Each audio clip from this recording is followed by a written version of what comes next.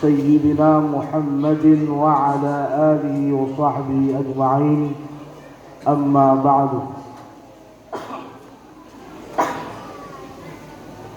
Alhamdulillah, di siang hari ini, di saat-saat libur ini, kita bisa berkumpul bersama-sama untuk memperingati Isra dan Mi'raj.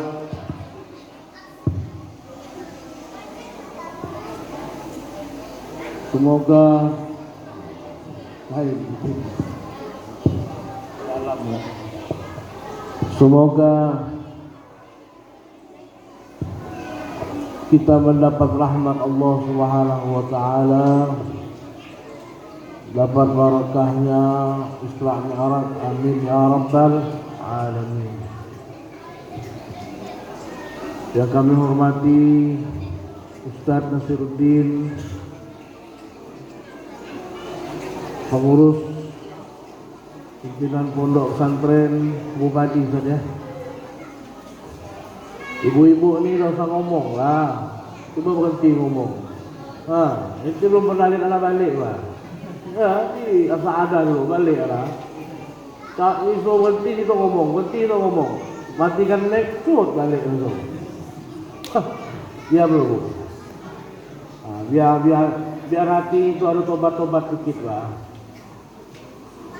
Yang kami hormati para pengurus masjid, PHBI, bapak-bapak sekalian, pasti dia ngomong di pojok.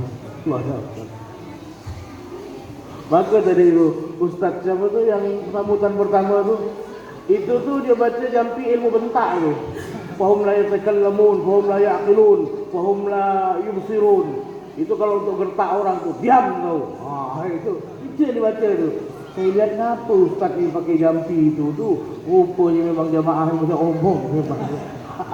Mana Ustaz tadi itu?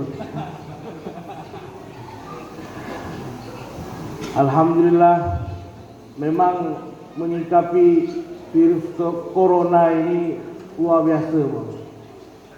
Yang kita takutkan di Mesir itu imam-imam masjid pun banyak yang mati meninggal. Itulah kata bapak tadi itu. Sekarang kita mau hindar-hindar pun, yang penting itu jaga kebersihan. Kedua, ente kalau bisa sholat subuh berjamaah. Sholat subuh berjamaah, Nabi SAW mengatakan, man kana yusalli subuh jama'atan kana fi zimmatillahi hatta yumsi. InsyaAllah kalau orang sholat subuh berjamaah, nanti dia berada di tanggungan khusus sampai sore nanti. Memang mengerikan, kita lihat berita-berita itu mengerikan. Saya dari malam semalam tadi agak sesak-sesak. Apa karena merokok, bagaimana, tak tahu lah. Ya, tinggal kita minta sama Allah. Sekarang mau kita hindar-hindarkan, kita bersih, tangan bersih, pegang duit dari pasar, ada virusnya kena aja. Kita bersih, tangan bersih, nanti kita pergi kemana, keluar pegang dinding orang, pegang mobil, pegang apa, kena aja. Memang tak bisa dilarikan. Satu-satunya sekarang ini, kuat tak kuat iman kita, yakin tak yakin, kita harus balikkan, kita harus yakin bahwasanya kita minta kepada Allah yang punya kekuatan agar tidak menimpa virus itu kepada kita. Amin ya rabbal. Tak bisa, bingung kan? Sekarang itu pakai apa? Pakai masker ya? Masuk, pakai masker. Masker itu situ ada lubang kan? Dia kalau nak masuk, kan ada lubang ya masker sini ya. Kalau dia nak masuk, dia masuk ke dalam. Habis. Memang pokok ini jaga kebersihan, tangan itu dicuci, memang sunnah seperti itu. Kemudian Tidak usah banyak-banyak salam, apalagi bukan muhrim salam-salaman. Ini dari jauh ya betul. Tapi kalau kita salaman-salaman laki-laki ini rahmat Allah, diampunkan dosa. Apalagi insya Allah yang kumpul-kumpul di tempat seperti ini akan dapat rahmat dari Allah Subhanahu Wa Taala. Nabi kan bilang man intaqala liyata'allama baban minal ilmi. Siapa yang pindah tempat, pergi ke satu tempat dari rumah ke masjid untuk belajar satu bab dari ilmu agama Allah, ghufira lahu qabla an yakhtuwa. Dia akan diampunkan dosanya oleh Allah sebelum melangkah. Semoga ampunan itu Allah ganti dengan keselamatan kita dan keluarga kita dari virus ini. Amin ya rabbal alamin. Tidak kuat lagi, Israel orang tidak kuat lagi. Oh katanya negara Islam tak ada yang kena, Mesir banyak yang kena, meneng walak saya lihat. Tinggal ente solat subuh berjamaah, biar ente dapat tanggungan khusus dari Allah. Pagi-pagi, kalau ente ada duit, ente bagikan budak-budak kecil, sedekah.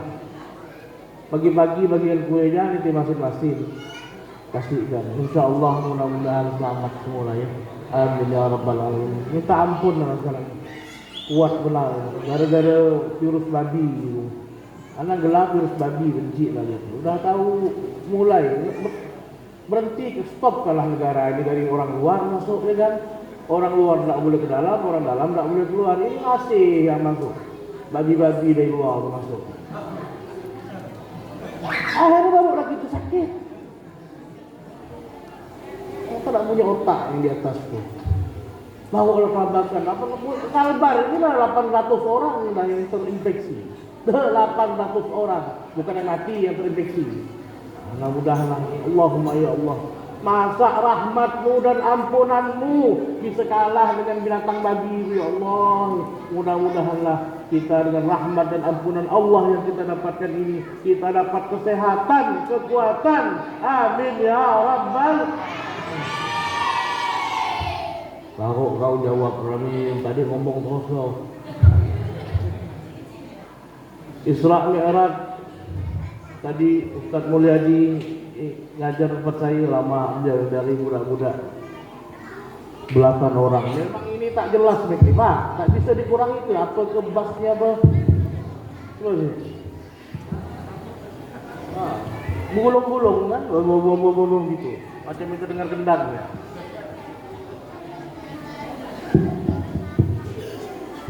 Halo. 11-12. Alhamdulillah. Tadi kita dengar Subhanallazi asra bi'abdih. Allah nyuruh kita heran. Subhan, Maha suci Allah. Allazi asra bi'abdih, yang memperjalankan malam dengan hambanya Nabi Muhammad. Disuruh heran karena zaman dulu itu kan tidak ada teknologi cepat-cepat, tak ada. Satu malam dari Mekah ke Palestina langsung naik ke atas, bukan naik ke awan pesawat tuh, naik ke Sidratul Muntaha langsung di atasnya langit ketujuh yang sangat jauh. Habis itu balik lagi, belum sampai subuh udah tiba di Mekah lagi dengan kecepatan yang sangat masya Allah. Binatang burak itu membawa Nabi yang berapa ribu kali lipat lebih kuat dari cepatnya cahaya. Itulah yang Allah mengatakan Subhanallah. Kau harus heran kata Allah. Di saat itu tidak ada yang cepat, pesawat belum ada, Nabi bisa sampai dari Mekah ke Palestina, Palestina ke langit dalam semalam. Memang itu percayanya bukan dengan otak, tetapi dengan iman. Isra Mi'raj ini terjadi pada Amul Huzun, sedih, tahun kesedihan Nabi Muhammad. Pertama meninggal istrinya Khadijah di tahun itu. Kedua meninggal pamannya Abu Talib. Kedua-duanya ini orang yang sangat membela Nabi Muhammad sallallahu alaihi wasallam. Siti Khadijah itu kayanya bukan kaleng-kaleng bu, kaya. Hampir sepertiga harta di Mekah itu punya dia. Anak buah dia semuanya. Dan jualnya bukan jual online bu, ekspor. Dari Mekah, Palestina, Mekah ke Mesir. Jual kain, jual sutra, jual macam-macam. Kaya raya. Kawin sama Nabi SAW. Dapat hidayah beriman. Lalu mengatakan kepada Nabi, ya Rasulullah, al-malu malu. Hartaku yang banyak ini sekarang jadi hartamu. Pakai untuk dakwah di jalan Allah. Wal baitu baituk. Rumahku ini sekarang jadi rumahmu. Wa ana jariyatuk. Aku sekarang ya Rasulullah jadi budakmu. Kamu suruh apa saya mau. Kuatnya pengorbanan Siti Khadijah. Bukan lagi tenaga khidmahnya. Tiap hari menyiapkan untuk Rasulullah. Sampai hartanya yang dia dari orang kaya. Sampai jatuh. Tidak ada duit. Sampai suatu hari Rasulullah datang ke rumah Siti Khadijah. Capek baring di paha Siti Khadijah. Nangis Siti Khadijah. Meneteskan air mata. Kata Rasulullah,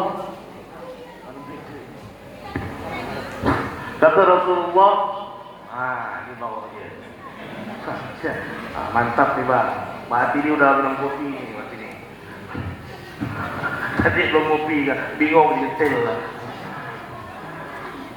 Kata Rasulullah, kan Rasulullah baring di pahanya. Ngapa kamu nangis? Kamu nyesal ke? Jadi meleret hidup dengan aku sekarang. Dulu kau kaya, harta kau sekarang habis. Dulu kau mulia, banyak anak buah kau habis. Kau bantu aku, karena tak sempat kerja Nabi waktu itu kan dakwah terus. Kau nyesal ke? Enggak ya Rasulullah. Aku sekarang susah. Dulu ada yang aku kasihkan buat jalan dakwah, buat mendukungmu. Sekarang aku tidak punya apa-apa. Malah aku berpikir ya Rasulullah, kalau nanti aku meninggal, lalu kamu akan menyeberang suatu parit untuk dakwah, tidak ada jembatan, maka aku berhayal kau boleh buka kuburanku, kau jadikan tulang belulungku di tiang untuk jalan kamu dakwah di jalan Allah Subhanahu wa Ta'ala. Ya, Nabi ini sudah korban, sudah sopan, sudah baik, hartanya habis untuk menyumbangkan Rasulullah Sallallahu Alaihi Wasallam. Kalau bini zaman sekarang mungkin dibangkit. Kalau bukan karena bapak aku kaya, kata tak jadi bapa kau ni. Kau tu modal tolong-tolong ya datang rumah aku ni. Ya, mana? Habis hartanya. Perdagangan di saat itu Siti Khadijah bukan kaleng-kaleng dari Mekah ke luar negeri, mengirim barang-barangnya, banyak anak buahnya. Di antara anak buahnya ya Nabi Muhammad sendiri bekas anak buahnya. Habis hartanya, sakit beliau, hidupnya sampai sempit. Perjuangan yang untuk Nabi habis-habisan, dirinya, pelayanannya, hartanya, semuanya dipersembahkan untuk Nabi Sallallahu Alaihi Wasallam. Allahu Akbar. Baik beliau, sangat baik. Meninggal di tahun itu. Keduanya pamannya meninggal. Orang yang kuat-kuat membela Rasulullah dua-dua meninggal. Sakit, sumpah lari. Disitulah Allah senangkan dikatakan di sirah dengan memberikan hadiah kepada beliau dengan Isra wal Mi'raj untuk bertemu Allah Subhanahu wa Ta'ala. Tapi Bapak jangan pikir Allah itu berada di atas. Saya tak boleh, saya tak boleh. Allah itu ada, itu saja, cukup. Bapak jangan pikir kenapa Nabi itu di atas ya. Pokoknya Isra Mi'raj ketemu Allah gitu aja. Berarti Allah duduk di atas, enggak usah bilang duduk. Kita meyakini mukhalafatun li'awadisi. Allah beda dengan makhluk-makhluk. Kalau kita bilang Allah duduk di aras, lalu sebelum Allah ciptakan aras, duduk di mana Allah? Jadi tidak bisa kita bayangkan itu. Pokoknya kita yakini Nabi ketemu Allah Ta'ala. Jangan bilang Allah di atas, pokok kita yakin Nabi pergi ke atas, pokoknya dia ketemu Allah. Caranya gimana? Min ghairi kaifin wal hisar. Tanpa kita perlu bertanya bagaimana caranya, pokoknya intinya ketemu Allah Subhanahu wa taala. Terjadilah Isra Mi'raj. Dalam Isra Mi'raj itu kita sudah tahu Nabi dikasih hadiah sholat. Sholat ini yang kadang-kadang bikin penyakit gitu, duit payah, bikin kita di rumah banyak masalah. Bayang itulah khususnya subuh. Minta ampun, Bu, terus terang Bu, saya ini tidak punya tip untuk sembahyang subuh. Tipnya tidur-tidur, ibu bapak tidur ya awal-awal. Kamu awal. Saya kalau saya begadang jam 1 tidur, pasti jam 7 bangunnya. Ngantuk. Bini saya bilang, bangunlah kak. Bini saya kan orang Jawa, manggilnya kakak. Bangunlah kak, bukan manggil abang, tak mau dia. Memangnya kau tuh abang tukang bakso, dia bilang. Dia manggil kakak. Aku suruh manggil mas, ya lah, bukan Jawa. Udah kata. Macam Jawa menang manggil mas dia. Saya manggil kakak. Kok dia, kalau saya begadang, ada kawan datang, jam 1 balik. Mamak pernah budak di balik di rumah nih. Saya semua terlambat pasti. Bangunlah kak, mana kau nak jadi wali katanya. Kau bangun terlambat. Lama saya jawab dia tahu nak jadi wali. Mama aku nak tidur lu ngantuk. Jam 5 lewat baru anak bangun. Memang tak bisa. Ente kita ni pak nak bangun subuh awal. Ente kepengen merasakan pembukaan hari kita adalah menyembah kepada Allah. Kita ingin mengawali hari kita dengan mendapatkan keridhaan Allah Ta'ala. Apalagi bangun subuh berjamaah. Ente harus tidur awal-awal. Itu je. Tak ada kiat, tak ada asus. Kalau anak seperti itu. Kalau sudah begadang jam 2, kecuali tak tidur, langsung lancarkan ke subuh, itu dapat. Tapi kalau begadang jam 1, jam 2, nanti jam 4 kita ke rumah dia. Kawan kita begadang. Kau dah solat ke? Udah, tadi ada sembahyang tidur agak, bual kau. Balik kau mau bangun. Habis sembahyang tadi saya tidur agak, dia bilang mana ada. Kan itu. Kalau ke rumah kawan-kawan pagi-pagi kan, saya suka meruduk ke rumah kawan-kawan. Baru bangun kau bilang, udah tak, kata tadi ada sembahyang tidur agak. Bual bang, paling kau bawa bangun buta, aku bilang baru bangun tidur. Tak ada kiat. Mulailah sekarang bagi kita yang sulit untuk bangun subuh, tidur awal-awal. Maka dikatakan tuh, naumul alim afdal min ibadati jahil. Tidurnya orang yang alim lebih afdal daripada tidurnya orang tidak alim. Bapak kalau tidur sama ibu niatkan harus banyak. Pertama kalau saya nak tidur malam ini awal-awal saya niat biar besok bangun subuhnya nyaman. Kedua, tatkala saya tidur, saya niat meninggalkan segala maksiat. Saya meninggalkan minum khamar, saya meninggalkan ngomongkan orang, saya meninggalkan zina, saya meninggalkan durhaka, saya meninggalkan kurang ajar, saya meninggalkan bohong. Kan kita tidur otomatis maksiat tinggal kan? Tapi tinggalkan maksiat itu kalau tidak diniatkan cuma tidak dapat dosa, tapi belum dapat pahala. Innamal a'malu binniyat. Kita niatkan dulu, dengan kita tidur, kita otomatis meninggalkan maksiat, baru dapat pahala. Kalau kita tidur cuma tidurlah, cuma tidak dapat dosa, kan kita tidur otomatis meninggalkan maksiat kan, berarti dapat pahala, enggak. Cuma tidak dapat dosa. Maka dengan tidur tadi kita niatkan, ya Allah, dengan tidur awal-awal ini ya Allah, besok agar aku bangun subuh. Dengan tidur ini ya Allah, aku berniat meninggalkan segala maksiat ya Allah. Baik maksiat yang zahir, baik maksiat yang batin. Aku niat tinggalkan dengan tidur ini ya Allah. Maka tidur kita semalaman itu dinilai oleh ibadah oleh Allah Subhanahu wa ta'ala. Paham ya? Paham. Tapi Ustaz gimana enggak kata ibu tengah tidur dia celet gamin ganggu. Itu jangan enggak dihiraukan bu, dosa besar. Langsung mau ya, itu ya. Kadang-kadang saya ini nak bangun subuh ni tak kata. Itu laki saya malah celet gamin tarik ini ada apa? Jangan macam-macam bu, dosa besar bu. Dosa. Dia minta kue lemang tu kasih ya lah. Jangan macam-macam benar. Mana boleh ditolak? Allahu Akbar. Perempuan apa nolak tu? Nanti lo kata toilet kami tolak sampai laki maju jam 11 malam pergi ngomong kopi, muka monyong ya. Kenapa bang muka tu? Pak katanya tak mau dia berteh lari kata. Allahu Akbar. Bini kan tu orang bilang ayah benar. Jangan sampai. Jadi intinya kalau nak bangun subuh, sholat harus ente tidur awal. Tak bisa, benda ini tak bisa pakai nasihat. Apa kayak subuh? Siapa yang mau marahi kita di rumah? Kan tak ada. Kecuali kita santri macam budak-budak ini tak sembahyang, pukul pakai rotan, siram air itu aja. Kau di rumah, siapa nak marah itu? Bini kita mulai nak nyindir kita, kenapa abang nak sholat subuh? Abang ni capek, banyak urusan. Ya Allah, mak. Urusan apa? Urusan apa? Sehingga kita meninggalkan kewajiban yang diwajibkan oleh Allah. Sibuk apa kita itu? Yang memberikan kita iman, yang memberikan kita Islam, yang memberikan kita nikmat, yang memberikan kita bisa makan, yang memberikan kita punya anak, punya suami, punya rumah, punya nafas. Badan kita bergerak dengan sehat, nak makan ada nasi, nak minum ada air. Semuanya adalah Allah Subhanahu wa Ta'ala. Kok awal-awal bangun pagi sudah mulai membuat Allah marah? Bagaimana? Pagi-pagi sudah membuat Allah marah. Pagi-pagi setiap hari sudah bangun sholat subuh, lalu mengharapkan keberkahan kepada Allah. Ya Allah, berkahilah hidup kami. Ya Allah, muliakanlah kami. Banyakkanlah rezeki kami. Jadikanlah anak-anak kami orang soleh. Macam mana nak soleh? Bapak emak aja kali nak sembahyang subuh. Ada budak-budak muda kan biasa ngomong sama saya, Ustaz katanya, belum tentu gak yang sembahyang itu masuk surga. Betul bang?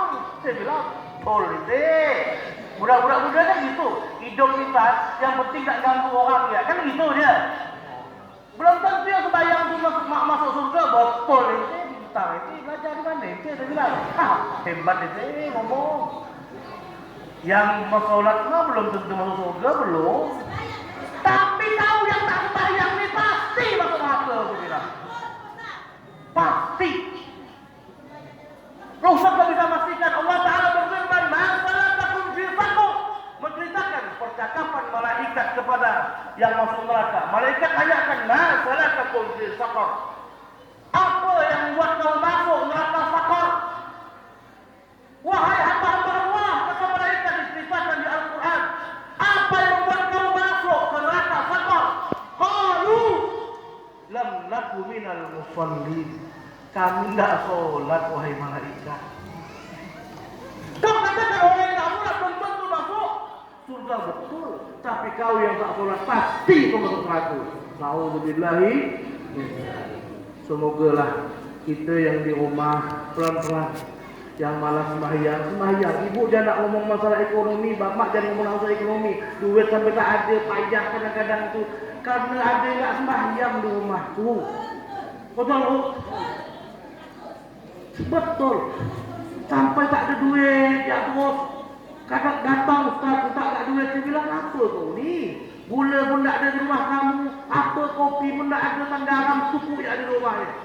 Saya lihat-lihat, pantaslah kau ni. Boy, dia bilang, tak sembahyang kau ni. Mana lah rezeki nak Allah kasih engkau. Wajib, tak ada tawaran. Untuk sholat ini wajib. Apalagi kita yang kerja berat, yang kerja tukang, bohong-bohong, capek, keringat badan kita. Ustaz, saya ini tukang bagaimana? Makin berat kau lakukan sholat, makin kuat Allah cinta dengan kamu. Makin sulit kau lakukan sholat, makin kuat Allah sayang dengan kamu. Makin kuat Allah peluk kamu dengan rahmatnya, dengan ampunannya. Kalau orang yang kerja di tempat AC, di kantor, dia sholat biasa, wajar. Tapi kita yang kerja tukang, kerja kebun, capek, badan perlu mandi, letih, ya Allah, pinggang nak patah. Tetap kita menjalankan perintah Allah. Allahu Akbar. Ya salam, terharu Allah buat letih badannya, dia tetap melakukan perintah Allah Subhanahu wa Ta'ala. Bapak Ibu sekalian, inilah pesan saya kepada semua. Kemudian kalau udah bapak rajin sholat, budak-budak di rumah itu dilihat. Jangan bapak cuma pusing kalau anak tidak sholat. Sembahyang katanya, lagi sekarang sekolah. Ya Allah, saya ini kan madrasah, baru-baru ini buat pondok. Menghadapi budak yang sekolah dari pagi sampai sore. Sore itu barulah ngaji. Budak-budak yang ngaji itu terlepo-lepo gitu. Mukanya pucat apa tu nak? Bawa balik sekolah Ustaz jam 3. Astagfirullahaladzim. Kemaruan tu selak nak kajuh. Balik jam 3 tu buat apa? Buat apa? Sekarang saya mau tanya budak tu tak naik kenapa? Kalau nilainya rendah kenapa? Apakah dia pasti miskin? Kita sering amalkan ayat Allah, sering baca ayat Allah, wa man yattaqillah, wa man yattaqillah, siapa yang bertakwa kepada Allah, mendekatkan diri kepada Allah, yaj'al lahu makhraja. Allah akan kasih budak ini jalan keluar. Allah akan kasih hamba itu jalan keluar. Jalan keluar apa? Dari kemiskinannya. Jalan keluar idenya buat kerja, berusaha. Allah akan kasih jalan keluar. Takwa kepada Allah, nurut perintah Allah. Ini kadang-kadang budak balik sekolah kesian, saya kesian kadang-kadang melepo-lepo lagi. Jadi tadi asal aku sembahyang tak? Mana sembahyang? Tak tidur katanya. Ya Allah. Mana nak nyalahkan budak tu letih. Si emak ni satu gak? Udah balik jam 1, dimasukkan les ke budak tu. Allahu Akbar. Nak jadi apa? Nak jadi apa? Tak, kita nak jadi presiden ke? Kok nilai rendah bingung dia. Ibu tahu nilai SMA saya berapa nih? 19 ya. Waktu kuliah, apa je waktu kuliah? Makin sibuk. Saya kok kuliah pakai jas. Pakai kuliah bahasa Inggris. Jas tu saya buka, saya tongkop penilaian. Saya kan kuliah di pondok, pakai kain, pakai jas lah. Nah, dosen dah mulai pertama muka tu serius lah. 5 menit kemudian buka jaket saya, tidur saja. Tak apa. Kok saya nak pintar bahasa Inggris nak apa? Nak apa nak jadi imam besar di Masjidil Haram ke? Anehnya kadang-kadang takut benar. Saya tidak larang ente nak sekolah, silakan. Anak kuliah juga, S1 juga, tapi jangan kemaruan. Anak ente pagi sudah sekolah, sore ente les, letih, malam ente ngajikan lagi. Ya Allah, ada apa ini? Negara kita sekarang carut marut banyak masalah, bukan kosong dari orang pintar, Pak. Belunggu orang pintar di atas itu. Negara kita sekarang kurang pejabat-pejabat yang bertakwa kepada Allah. Zaman Sayyidina Umar bin Abdul Aziz memimpin negara, menguasai Arab, hampir masuk ke Andalusia. Sayyidina Umar bin Abdul Aziz membagikan zakatnya 1 minggu, 2 minggu, zakat ditebar. Aparat-aparat yang membawa zakatnya 1 minggu, zakatnya balik aja kalau bisa dibagikan. Ya Umar bin Abdul Aziz, kami tidak bisa balik, tidak bisa bagikan zakat. Kenapa? Rakyatmu tidak ada yang miskin, rakyatmu semua kaya, rakyatmu semua makmur. Apakah Sayyidina Umar itu kuliah sosial politik? Anak muridnya majelis taklim, Umar bin Abdul Aziz masih keturunan Umar bin Khattab dari emaknya. Anak muridnya para ulama. Apa yang menjadikan negaranya maju tatkala dipimpin oleh Umar bin Abdul Aziz? Bukan profesornya, bukan kepintarannya, bukan sendal teknologinya, tetapi yang bikin dia maju. Walau anna ahlal qura aman. Kalau penduduk suatu negeri mereka beriman kepada Allah, wattaqau dan bertakwa kepada Allah, mereka pada taat, pada nurut sama Allah, pada nunduk dengan Allah, pada nutup auratnya, tidak pakai ketat, pada sholat semua, pada berbakti semua, pada berakhlak semua. La fatahna alaihim. Kami kata Allah akan membukakan, bukan akan lagi pakai fi'il madhi. La fatahna, pasti kami bukakan atas mereka barakatin minas sama, keberkahan dari langit wal ardh dan bumi. Walakin akan tetapi mereka kata Allah Kazzabu, mendustakan, tidak percaya dengan janji kami, tidak percaya dengan ayat-ayat kami. Fa'akhadnahum, maka kami ambil tindakan kepada mereka, ambil tindakan azab kepada mereka. Bima kanu yakzibun, dengan apa yang mereka dustakan. Coba lihat negara kita sekarang. Tidak kurang orang pintar, Pak, tidak kurang belonggok orang pintar. Ahli ekonomi semuanya cuma bisa mengamati, betul lah. Kok ngamati? Wah, itu bisa mengamati. Di mana ekonomi ngomong ya wah itu. Coba ahli ekonomi, ahli-ahli itu kumpul di Jakarta sana. Bagaimana kita majukan ekonomi Indonesia ini? Jadikan Indonesia ini kaya, bisa tak? Kok cuma ngamati? Wah iya bisa ngamati ekonomi. Apa wah ini? Apa wah ini? Cuma ngamati. Bisa tak ngamati Pak? Bisa ngamati ekonomi. Orang ahli ekonomi itu merubah ekonomi Indonesia menjadi maju. Itu ahli ekonomi. Jadi intinya bukan itu semua. Ketakwaan ahli Indonesia harus dimajukan. Mulai sudah jangan kita sampai tidak memperhatikan agama Allah. Dari sekolahnya, dari apanya, semua kena tekan. Waktunya tidak dicukupkan, disempitkan. Berapa banyak dari zaman Pak Harto sampai sekarang, generasi-generasi yang mereka, ya Allah, sampai tua tidak pandai mengaji. Berapa banyak tidak ditekan di SMA, tamat SMP, tamat SMA harus pandai ngaji. Kenapa tidak digitukan dari dulu? Sampai kok di warung-warung kopi, saya duduk warung kopi, oh bang, bisa ngaji tak? Tak bisa, tak. Allah. Kamu ngapa tak ngaji dulu bang? Mana nak ngaji? Saya ngaji cari sendiri dulu. Tidak ada kewajiban. Yang mau lah, yang rajin lah, yang enggak lah, kan gitu. Tidak ada tekanan sekali. Yang tidak bisa ngaji tidak tamat sekolahnya. Yang tidak bisa ngaji tidak diberi ijazah.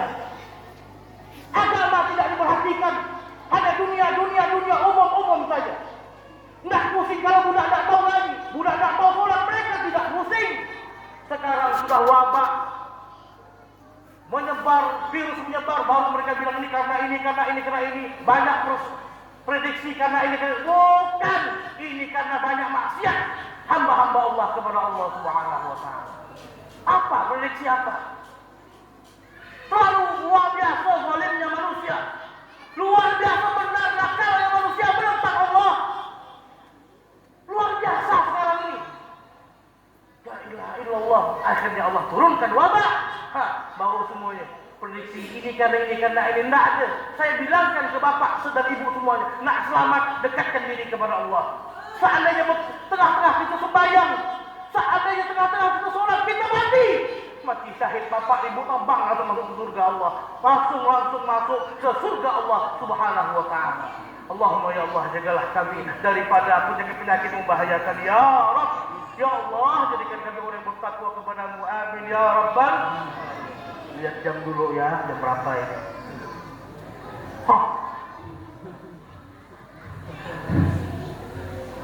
Pupuk NPK.